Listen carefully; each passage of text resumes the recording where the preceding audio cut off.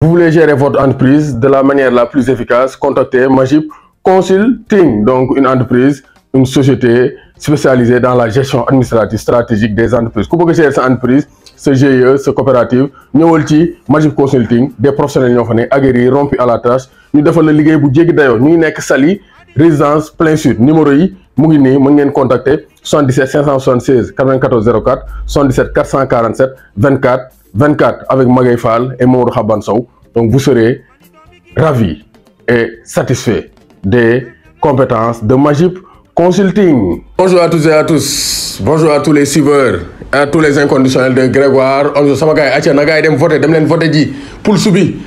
Maa def lien bi en description. Épinglé ko en commentaire. Dem leen pulse.sn ngeen dem pulse influencer. Ngeen dem sport, ngeen cliquer Grégoire.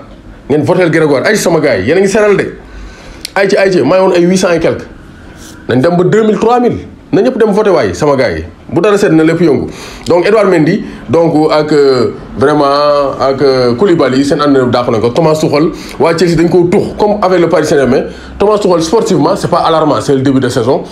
Investi nañ plus de 300 millions d'euros ñoo dañ koy bàyyi mu doxal mais Thomas Tuchel a été limogé peut-être moom direction bi donc tombé d'accord. Donc il y a eu la défaite à Zagreb aussi qui a été la défaite de trop mais quand même donc Thomas Tuchel a été remercié. Man moom en tant que supporter de Chelsea maa ngi koy delloo njukkal vraiment il m'a fait vibrer, c'est un grand entraîneur mais quand même bon lu tëgg tasan ke mun ci dara donc comme c'est la donc position de la direction on ne peut que s'aligner. Kawman Thiam nag mu ngi ju naan jaaxle nañ parce que actuellement Graham Potter, Pochettino ak kii di Zinedine Zidane ñoo nekk les priorités de Todd Boehly pour remplacer Thomas Tuchel. Todd Boehly da ko tux donc dàq ko mais quand même Milan nañ def attention parce que pour la prochaine journée wala li des ci Ligue des Champions bi war nañoo daje phase de poule donc te mer gi ma fanaanoo yëpp ci Milan laa ko nar a xëpp ak Salzbourg donc Kawman Thiam defal ndànk yaa Jim Omar ak Omar Noxo maa ngi di bëggee bu baax. Donc gis nañ ne donc vraiment donc Aliou Cissé va publier sa liste pour les deux matchs amicaux face à la Bolivie et à l'Iran le vendredi 16 septembre comme d'habitude. Aliou Cissé à une semaine du match lay kii moom dernière minute lay door.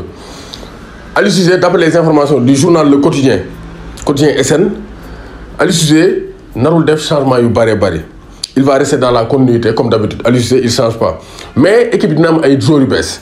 Nicolas Jackson journal boobu Le Quotidien xët ci yéenekaay boobu nee na Nicolas Jackson dina ñëw choix logique parce que il monte en puissance muy équipe première ba pare def na passe décisive il est performant donc ñoom du bett kenn ñi seetaan football xam nañ ne Nicolas Jackson ñoom dafa am donc am na solo et am na logique parce que Famara Diédhiou il sera pas là mën na koo remplacer parce que il vient de reprendre l'entraînement.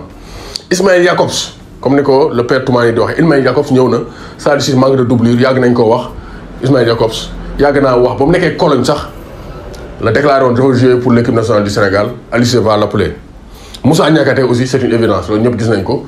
Il y a des évidences qui nous dispensent de la loupe et même du microscope. Donc Moussa Niakhaté, ces trois joueurs devraient rejoindre la tanière. D'après le journal Le Quotidien, du samay wax de journal Le Quotidien moo ko wax. Même si def naa ci ay vidéo am naa yaakaar ni war nañoo mën a remporter équipe nationale mais xibaar bi journal Le Quotidien moo ko wax.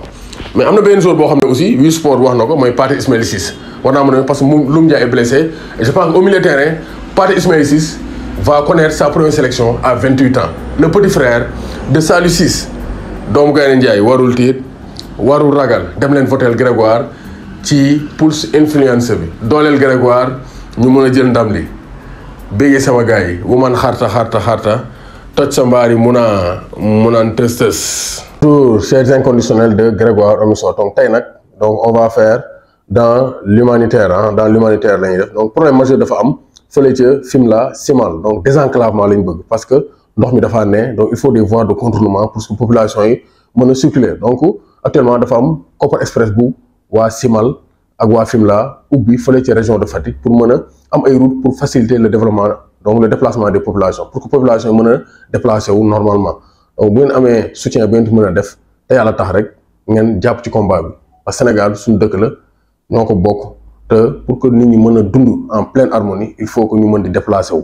Donc lien bi maa ngi ko def en commentaire et dans la description dem leen Copper Express ngeen jàpp ci combat bi waaw fans Grégoire yëpp jàpp leen ci combat bi pour que ñu mën a defaraat tali bi relier Simal ak Fimela.